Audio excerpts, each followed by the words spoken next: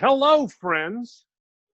My Jim Nance impression, and welcome to the finale of 2 weeks to Pebble with Joe Prano. I called Joe or texted you, Sunday or Monday? I said, can we please do a recap and talk about the show?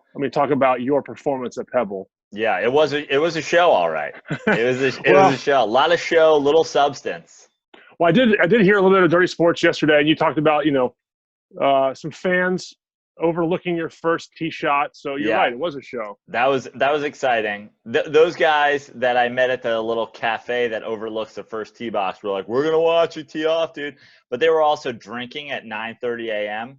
So I thought whatever group comes and sits at the cafe table next to them will be their flavor of the month, and they'll have totally forgotten about me. But when I connected with the ball on my first swing, I heard a loud "It's in the hole!" and like a bunch of screaming, and I realized that they were still there and watching, and they're all yelling "Salmon sweater, salmon sweater!"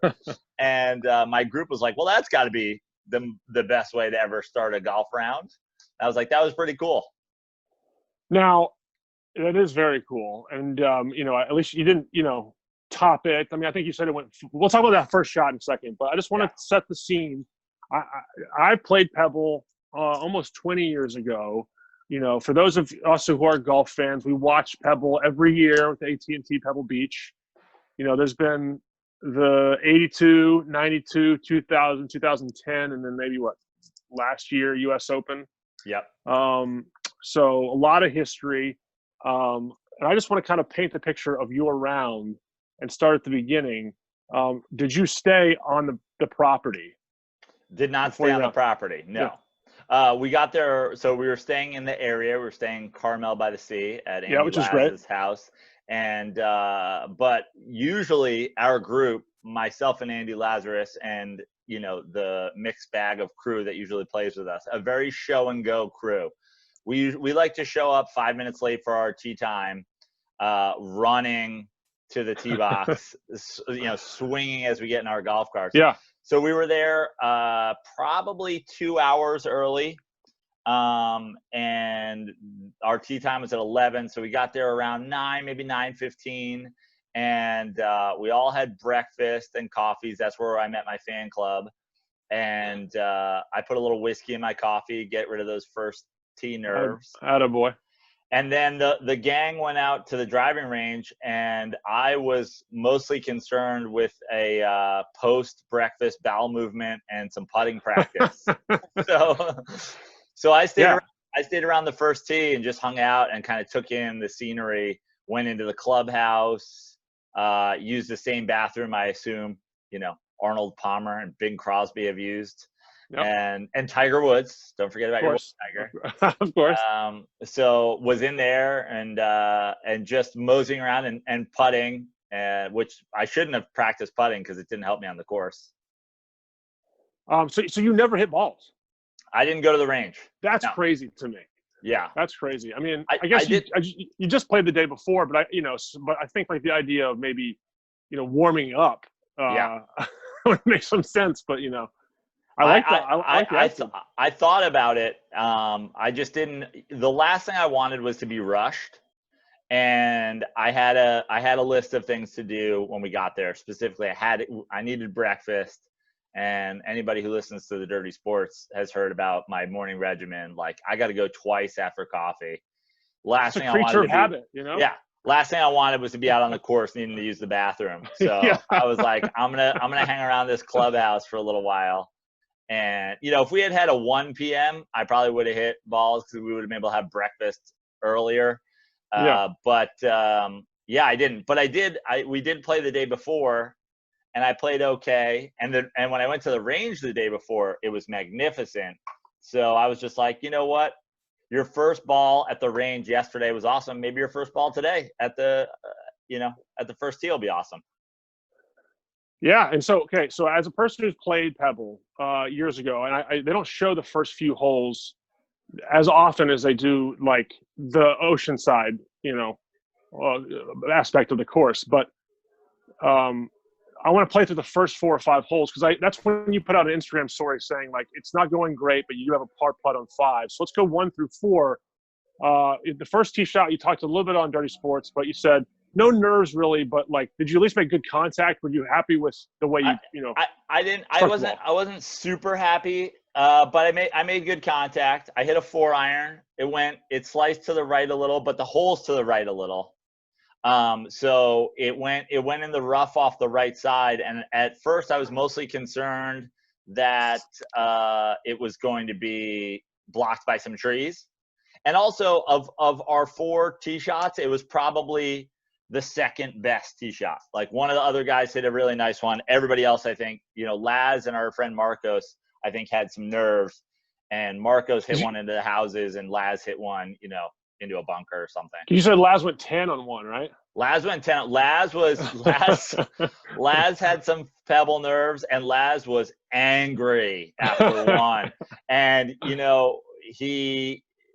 we all like to smoke a little, drink a little. I think Laz went in a little too sober. I tried to get him a coffee with some whiskey. He had one of those. I don't know if he finished it, but literally after the first hole, he was ready to destroy something. I handed him a Miller Lite, and I was like, just drink that, man. And he settled down right away. But that first hole was disastrous for Laz. Now, you and I played golf like last week, and we were kind of lamenting the fact that the course, because of COVID, wasn't running a cart person. On Pebble, is that the same story, or were you able to grab beers, mid-round? No cart person. So we came prepared. I packed a cooler bag of like 12 or 15 Miller Lights. Just for you. Yeah, it was in my cart, and I handed them out. I handed them out as I thought people needed them. And at one point, like really late in the round, somebody, like a cart girl, came around with drinks, but like it seemed like maybe it was like unlimited, a limited run. Because usually you're passing a cart girl 3 times in a round. That's right. Yeah. So we got it once, and it was on like 16 or something like that. So number 2 is a par 5, and you said the tees were up on 1. You sent a text to me. You said the tees were up on 1. I don't know about 2, but I did notice looking at your scorecard that I've got my scorecard right here, so I got to remind myself. I believe you're plus 14 on par 5s. So so I want to just talk about like driving the par 5s. How are you driving? Where were you getting into trouble on par 5s? So my driving on the front 9 was suspect at best. I was spraying it a little bit, and maybe that was me not going to the range, but I wouldn't think so. I hit my 4-iron on the first tee. On the second tee, I hit like a hard ground ball to second base, and it was just right. And then on I think it was on 3, it was left. And so on the back 9, my driver really got dialed in, and that's when I go, bogey, bogey, bogey on some of the harder holes. But yeah, in the beginning, my driver was spraying a little bit on the front 9. And I think that was, we talked about it. There's a little Pebble nerves, and then there's like a little bit of just, like it wasn't even the nerves of playing it. And there was also like the nerves of shooting 100, and like there was just a lot going on. Now, everyone in your foursome was aware of what you were trying to do, which is break 100. Yeah. Was everyone sort of playing by, every shot counts in your foursome, or were they a little bit more relaxed with like giving it to people? Everybody was it was kind of a mixed bag, but everybody, knew that I was doing it. So it was like, hey, that's a gimme. But you want to hit it? And I'd be like, yeah, I'll hit it. And it was kind of like, if it doesn't go in, it counts anyway. And if it does, but all the gimmies I put in. So no foul play.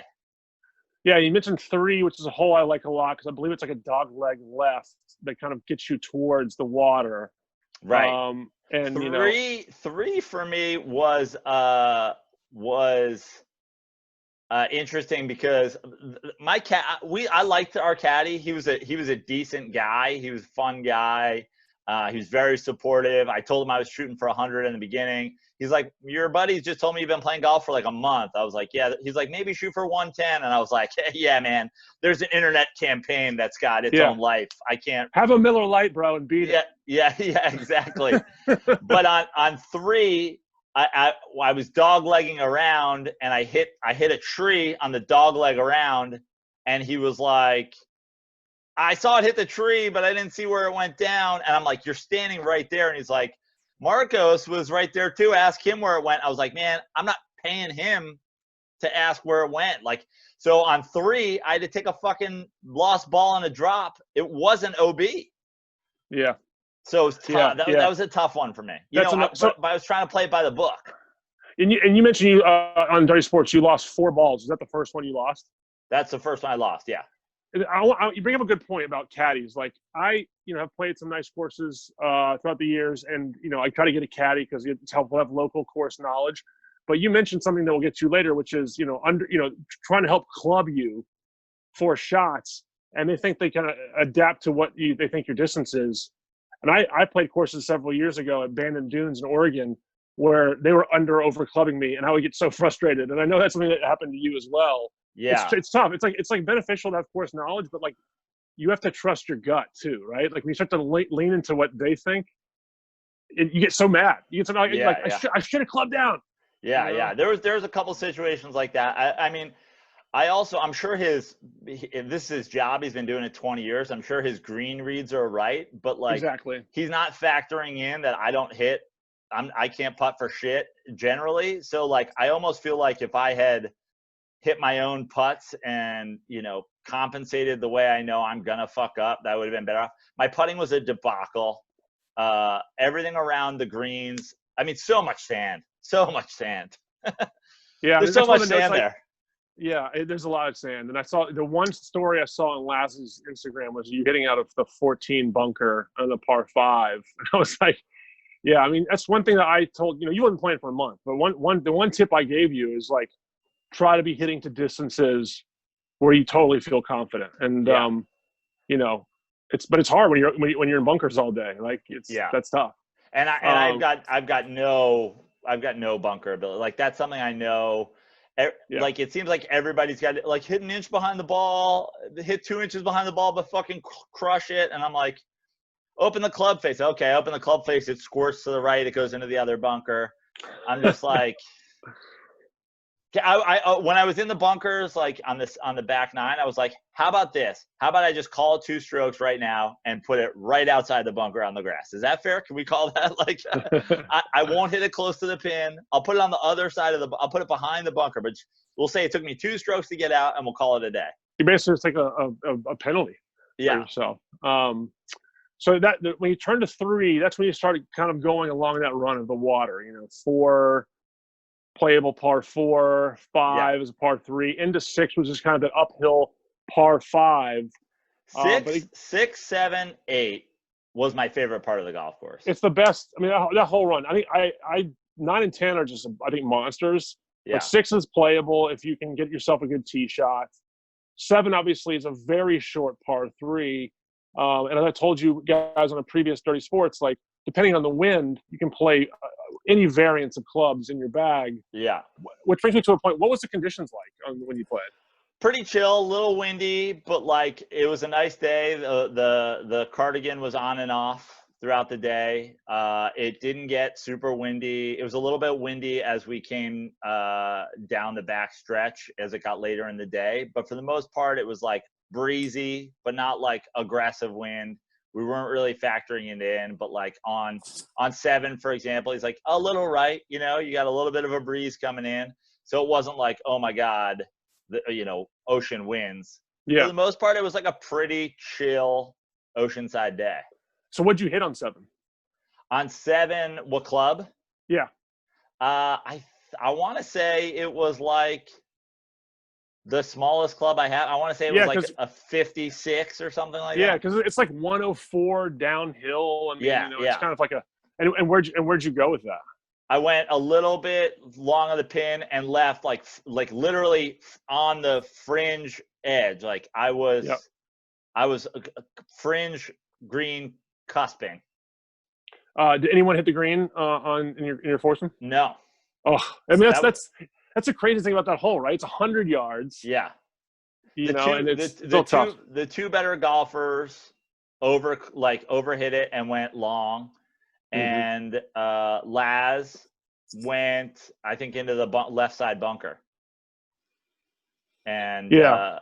but that run 6, 7, 8 was so much fun. 6 is wild, that uphill thing. I shot a 6. No, I shot an 8 on 6, but I took a dump on my drive. It went like 25 yards, and then I like furious grab a club and hit a second shot that goes like another 7 yards, and then from there I have a pretty good golf hole, and it's like I go 6 into the hole from 30 yards past the tee box, which is the thing for me. It's like it's so frustrating. You basically have the ability to go from the tee box into the hole on one of the harder holes. It's a par 5. You do it in 6. You just took 2 shits on, like, literally not hitting. Like the first one was like, do I have to play the rest of the hole with my dick out? Do I not? It's kind of on the kind of on the cusp there. We'll let you keep it in.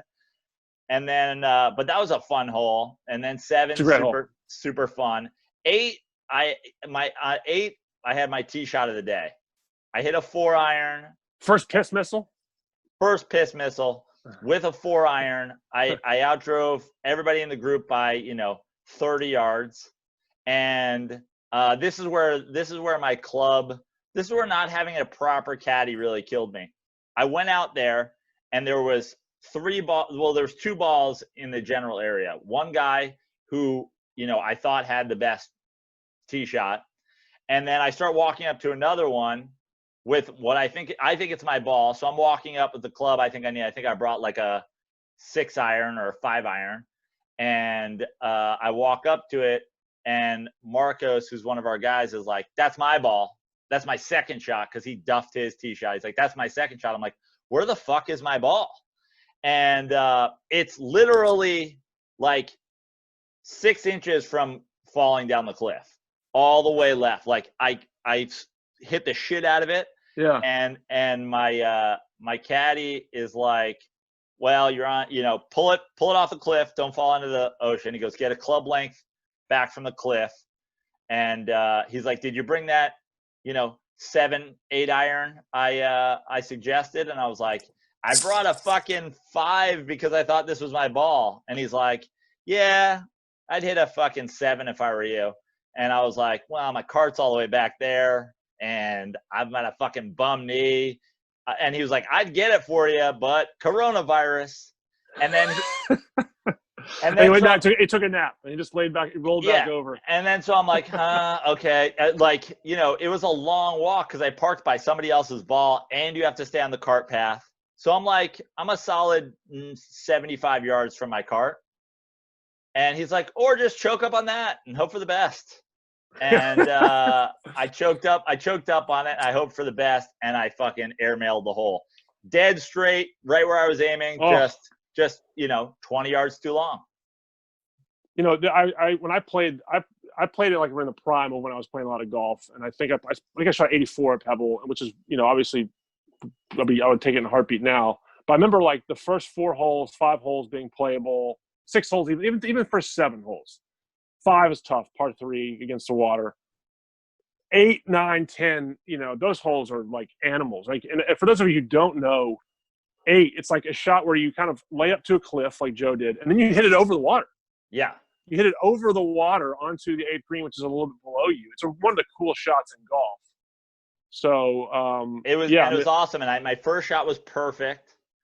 And then my second shot was well struck and straight, and I just went over. And so now I'm sitting on that, like, there's like a little bit of a green side, yeah, you're above mound, the green. Yeah. And then I chip down, and then it's a fucking nightmare from there.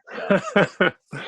I have 2, I start off the hole with 2 great shots. One of them basically misclubbed, and I end up with an 8. Yeah, exactly.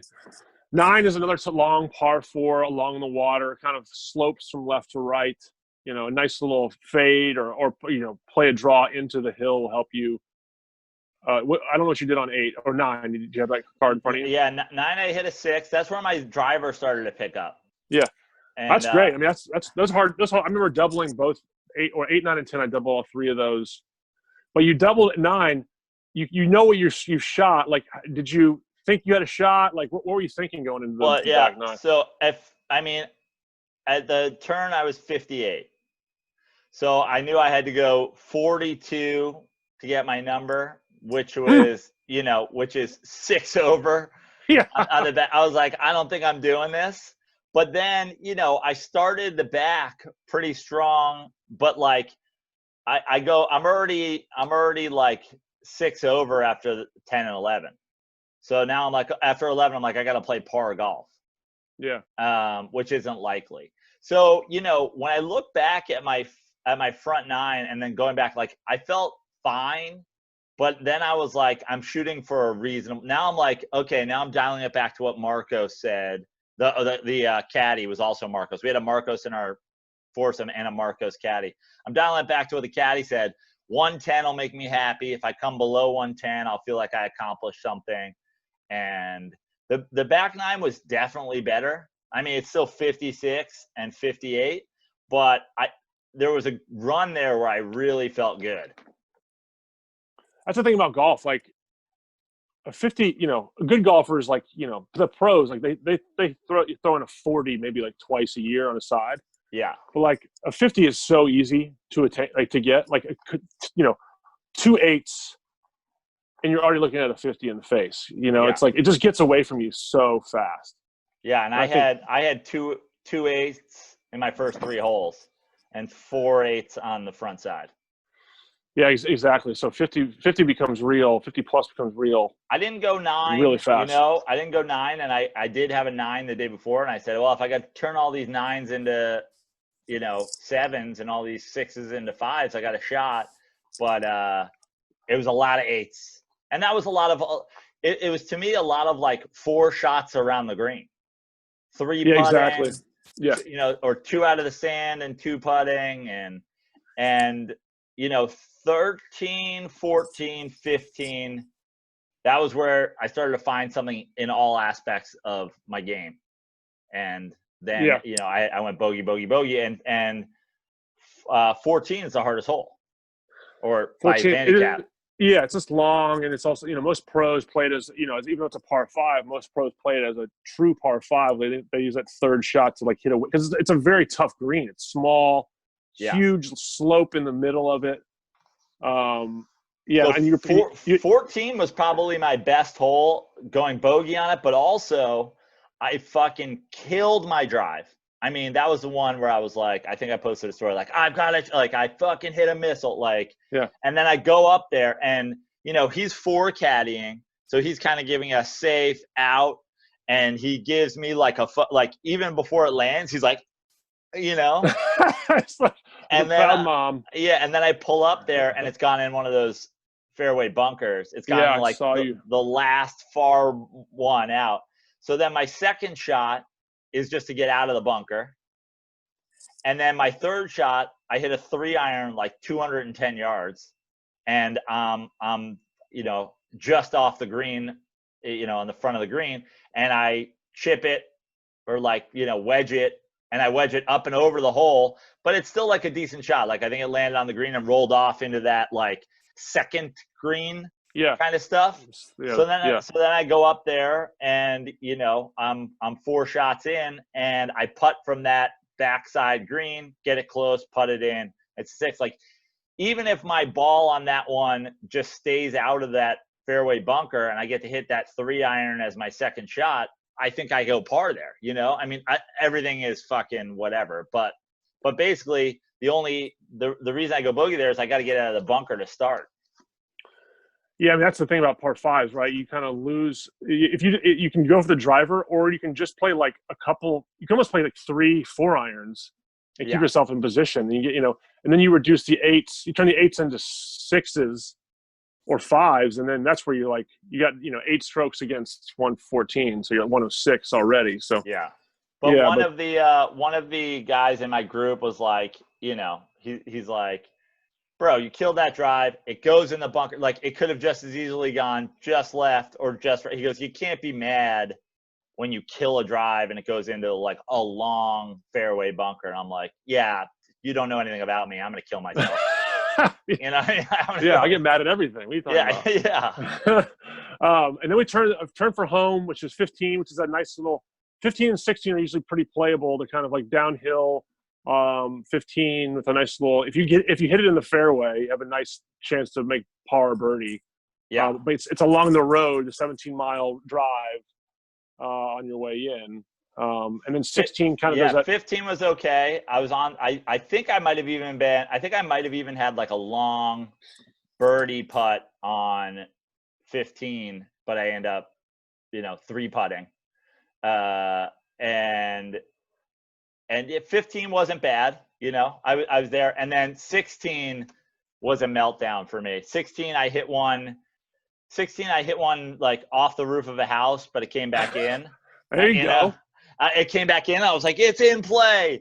And then I get my fucking second shot, and it's in that like crazy, like lumpy kind of beach grass. Right. And he's like, hit a 9, like give it all you got. It's a tough lie. And I hit a 9 and it's all I've got. And it comes out like clean.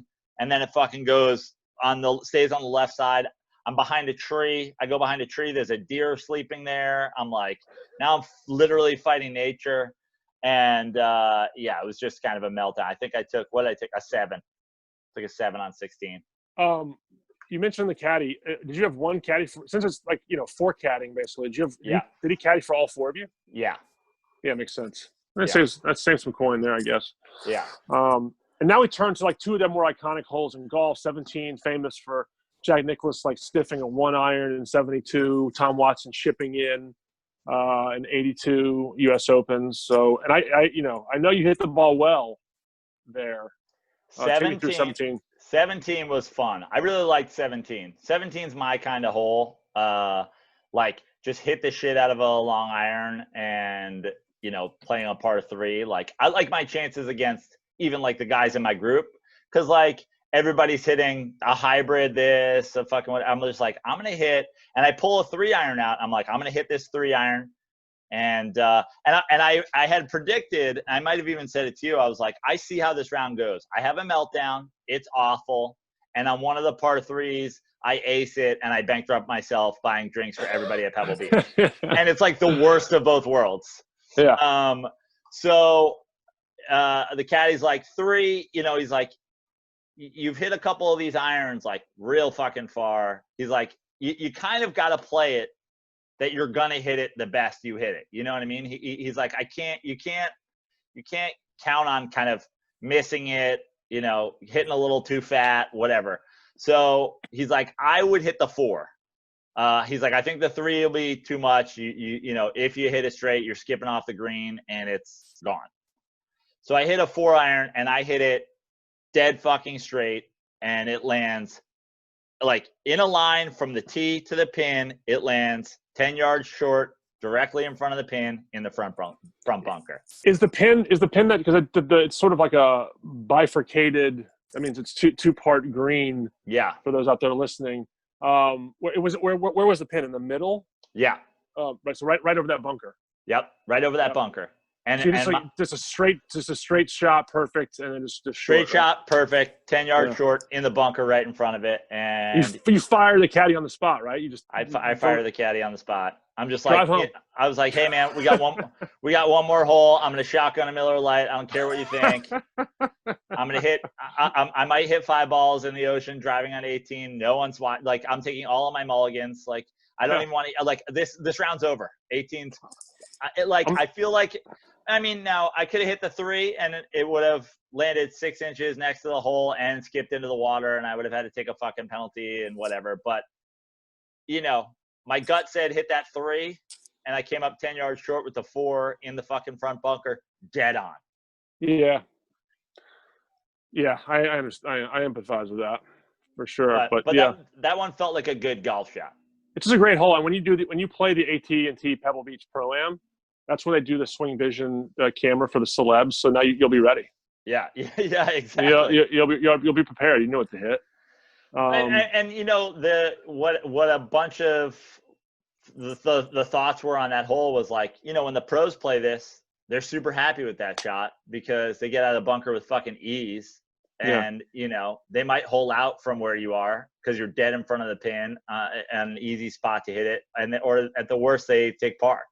And I was like, cool, doesn't help me. It's going to take me it's going to take me a shovel and some sort of backhoe to get out of this bunker. Didn't I tell you to go home? Yeah. Stop talking to me. So now you turn for 18, which is obviously an iconic finishing hole. Everyone takes that photo next to the fence with the marker and the water in the background. Yeah. And then, you know, it's basically a par 5, dog leg left along the water. There's a nice iconic tree in the middle of that fairway. How'd you play that hole? That was where I lost my final ball. You had to borrow a ball? No, that's where I lost the final ball of my 4 for the round. Got you. Oh, got you. I had 75 balls in my bag, and I pick up all balls, every ball. Yeah, no, me too. I still do that. Yeah. Everything but a Kirkland goes into my bag. And I should get the Kirklands for Ruther because he loves Costco so much. Absolutely. But if it's not a Costco ball, it's going in my bag. I don't care what color it is or what it's got on it. I don't care if it's got your name on it. It's going in my bag. And no, I was a little water afraid, which I shouldn't have been. So I slice one. It goes into somebody's fucking $18 million window. Yeah. Might have been Jim Nance. Yeah. Marcos, the caddy, gives me the gone. It was either safe or out. He gave me the out sign, and I drove up there, and he's like, drop from here and a stroke. My second one, again, my second shot, and so it was really my third after the drop. I destroy again. I think it was a 3 or a 4, right at the hole. It takes a little skip. I mean, when I say it went into that long left side bunker, I do, yeah. But I could see where it rolled in, and the roll mark is 4 inches. Like I went into the bunker 4. I was like, my God, I can't catch a break today. So I go right into that long left side. I get out, and what did I hit on it? So I go 8 on it. Yeah, I mean I get out. So I'm already at 3 when I hit that. I'm 4 to get out of the sand, 5 up onto the green, and I 3-putt. And I 3-putt, and Laz bet Kyle Aronofsky 113.5. I'm like, Laz, I'm 15 feet from the hole. All I got to do is 2-putt, and you get that money. And I 3-putt. I want to hear about that because I saw that on Instagram that you guys did that line toggle up, or was that the initial line? I mean, it's incredible how that line. Yeah, they went back and forth. I think they might have started on 6 or 8 strokes on either side of that, and Laz was hoping it was going to settle at something, and then Kyle just bid on 113.5 at one point. He's like, oh, I thought I was going to have to go down to I was going to have to go up to 114 or something. So he goes, we settled on 113.5, and I think right around 12 I started doing the math when I was like what do I need? And I remember being on 16, and I'm like, okay, it's already 101, so this is over. But then I knew from that point on every stroke. So I get on the green. I think I was on the fringe or maybe just off the green in the rough, which for me, if I can putt it, I putt it. And I was all I got to do is 2-putt it from here. And I putt it fucking long because I'm last thing I want to do is be short. I putt it, 6 feet long. And then I fucking missed the 6-footer, and Kyle Aronofsky's in the money. He's rich, but I'll say this. Just for your own, your own psychology, you're off the green. Even though you're putting, technically, if you're off the green and you're still putting, it doesn't count as a putt. So make yourself feel better. You didn't 3-putt. You just didn't get up and down. So right. That's good for your confidence. But you bring up a point that I wanted to mention. Were there bets going on between the 4 of you as well? I mean, we did a lot of bets. So we did team skins. Yeah. And the 3 of us played the day before, and one of us sat out. He was hanging out with his girlfriend, and we were trying to get a read on him. Laz and I were going to be the base for both pairs, and the other two guys were going to be kind of like the leaders, and we were just trying to figure out the pairings. And then he comes out, Devin, our fourth, comes out sandbagging, just comes out. He's like, oh, back in the day when I used to play all the time, I was like a 7 or an 8, but now it's probably like, and it's like, dude, you're a fucking 7. What are you talking about? Yeah. So it ended up being pretty close. I actually think we might have taken the skins like 10-8. Nice. Or 9. I don't know what it was. It was pretty close. I think we might have taken it by a hole, and by no fault of mine, I think except on one hole. I think on the first hole I might have. I mean, you had to get some strokes, right? I mean, you got strokes. Yeah. I actually think on like the first hole, like I went 6 and I was getting strokes, and Devin went, like, I think I might have taken the first skin. You know what I mean? But yeah, I was getting a stroke on basically every hole but the par 3s. And so we did that, and then we were doing like dots, like there's Laz has a very elaborate system, and I just go, I'm sure. Show me a bill at the end of the day and I'll sign it. Yeah, exactly. And add my greens fees and add my tip for Marcos, the caddy, who did nothing but give me half-assed words of encouragement, like 114 is not so bad. I'm like, okay, aren't you a fucking caddy? That ball's out. Yeah. He's like, it's out. I didn't see it. I was like, what would you say your job is here? Yeah, what are you doing, bud? Yeah, but he was a really nice guy too. I mostly gave him shit because I was having a meltdown. Yeah, it's our own frustrations. We always take it out on the caddy for sure. We're basically Bubba Watson. I asked him at one point, I'm like, what's your handicap? He's like 3. I'm like, yeah, you fucking, you don't know. You don't know how to tell me how to play. Yeah, every caddy's amazing though. Yeah. And then the 19th hole, we can't forget that. Like, what we do there? 19th hole, we go to the tap house. A couple of our ladies met us. We're waiting with cameras for us to finish up on 18. We get the ladies in the golf carts. We drive around. We got nice little badges, like the bag medallions. Yeah, I had one. And we wrap up. We go to the tap house. Everybody sits down. I'm the last to order, and it's like, I'll take a Corona, I'll take a Chardonnay, I'll take a Heineken. Comes to me, I was like, I'll take 2 Mai Tais, and everybody was like, you know what, make it a Mai Tai. Next thing you know, it's a round of Mai Tais, and I went heavy Mai Tai at the 19th. As you should. It's always frustrating to not play great, but like I think whenever I play like a great golf course, you want to play well, but you also just there's like a level of gratitude there. It's like, wow, you're doing something really special. I haven't been back in 21 years. You know what I mean? So it's like, you got to seize the moment. Well, that was something, my friend Kevin Power, who's a big golf guy, he gave me some great advice, and it definitely kept me from having like a real, I did throw one club, which the caddy appreciated. He was like, yeah, he was like, it's in the fairway. I was like, yeah, I didn't fucking see it. Oh, that one you saw. But he gave me, he's like, dude, your 100 was unrealistic at best. This is before I tee off. He goes, your 100 is unrealistic at best. He's like, I know you're going to get frustrated if it's not going as planned. Every time you feel like you're going to have a meltdown, just like take a moment, look out at the ocean, realize that you're playing a course that a lot of people don't ever get to play. A lot of people dream of playing, and, enjoy it. And he's like, if you hit one down on the fucking beach, go down on the beach and hit it back up. He's like, you're not going to have the opportunity to like walk down onto some sand with ocean waves and hit a shot because you suck so bad you hit it onto a beach. And I was like, okay.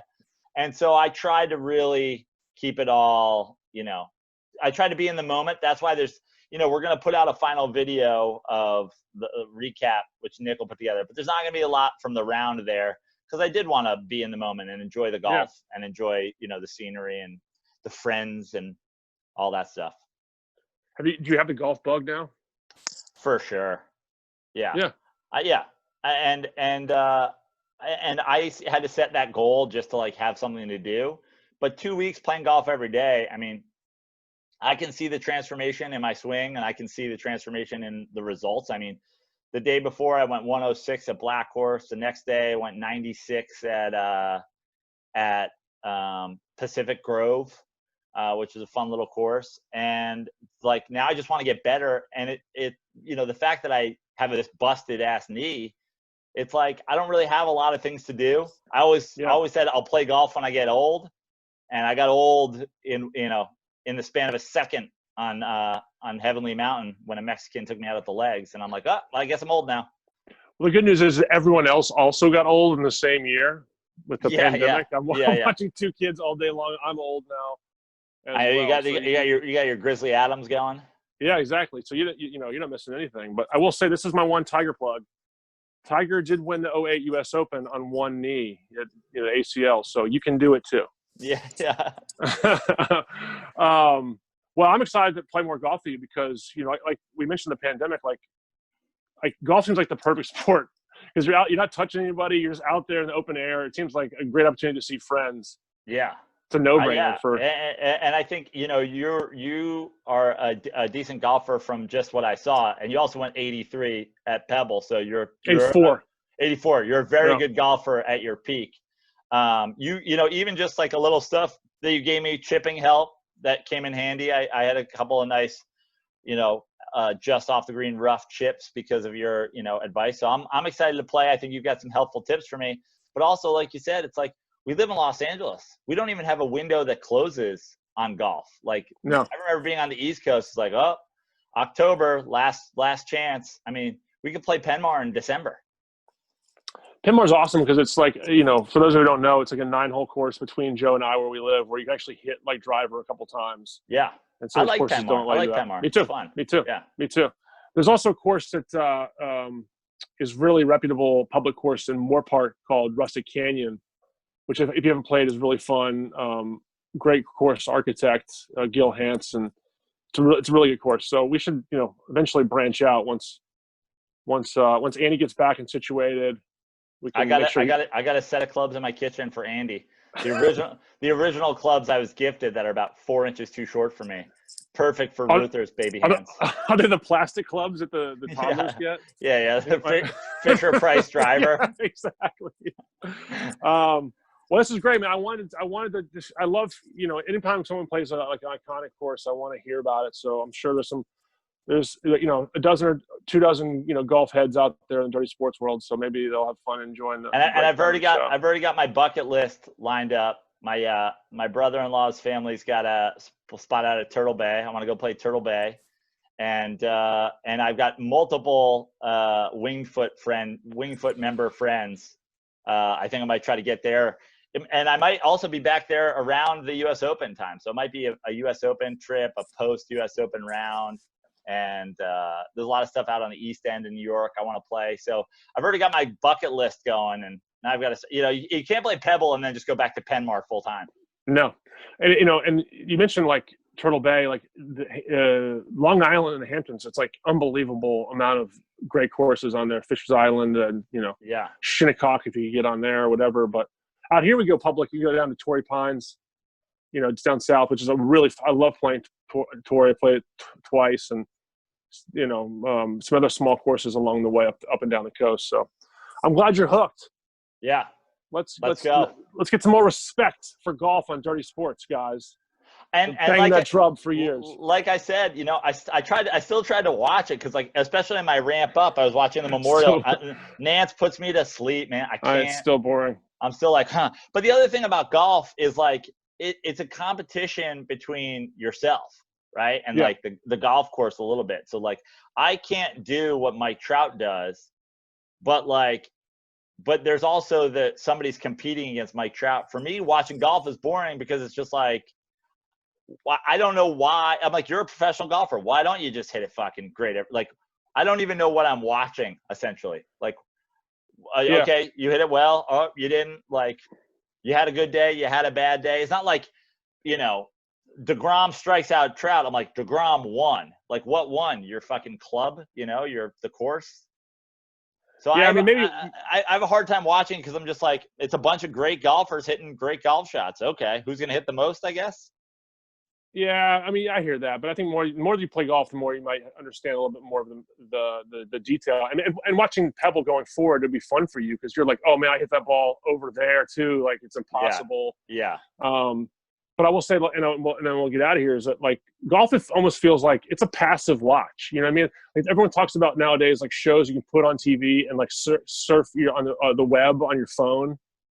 You know, and then golf is on in the background. That's what I think golf is. Like golf is sort of tranquil in its watch. Like you just sort of like can be doing other things while you're listening to Jim Nantz put you to sleep. So anyway, congrats on playing Pebble. Congrats on, hitting some great shots. Hopefully we'll get back out there and make the quest to 100. And I can be a part of it. I want to play Pebble again. Yeah. And well, I want, before we go, the last thing I want to know is like, if I was getting a report card, like I mean, obviously I set my goal at 100, but everybody kind of agreed that was unrealistic, but that was just a nice round number that I needed to give my reason something to shoot for.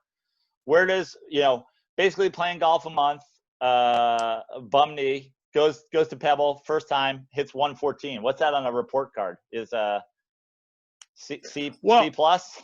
Yeah, I'd say C plus. I mean, I as I said to you on, or on Dirty Sports, like, I think you were better than I expected you to be. Like when I watched you play, like I thought you were, more athletic. You're a good athlete and more athletic than I don't think I've watched you play a lot of sports. And so when I saw that you were able to make solid contact and a lot of shots, I was like, oh, he's not far. He's not far off. Really, the two things you mentioned previously on this show and also Dirty Sports, it's like the mental game. Is all the difference. It's a huge difference in golf. So you could lose like. Basically, Peter Kostis talks about this, like, and I think about this a lot in my own life. It's like the first sign of stress is like compounding mistakes. It's like it's in your club choice. It's in that sort of idea, and then you make a mistake on top of your mistake. You know what I mean? So once you can limit that, then you're in business, and then it becomes about the skill of like getting up and down. That's the thing. I think I could have gone 105. I think I could take off a stroke every 2 holes. Just on mental mistakes. And that's without saying I can't get out of bunkers. I can't hit any putts. Like if I can get out of bunkers and I can hit some fucking putts, that's a whole different, but I'm not even talking about being skilled at any of that. I'm talking about just, like you said, picking the right club or like having a focus or like hitting, like aiming where you want to hit it. I did way too much of like, well, I keep hitting everything right, so I'll aim a little left, and then I'll fucking hit a rope dead left, and it goes exactly where I was aiming into a fucking bunker. And I mean, it's fun. The pros have all this down. Like you talked about one, it's a dogleg right, and you hit it right. To pros, that's actually the wrong side miss because you want to be on the other side because it gives you a better angle in. So that's like all things that factor into getting better at golf. And but I mean, I was impressed when I saw you play last week. I think I said 108 or 110 was probably what I would be what I was looking for you. And and if you didn't have an 8 on the 18, you'd be right there. So well, I appreciate all the support, and we'll get out and we'll play soon. Sounds good, man. Congrats. I look forward to seeing the videos when they come out, and I'll be seeing you in the course. Sounds good. Bye. Catch you later, bud.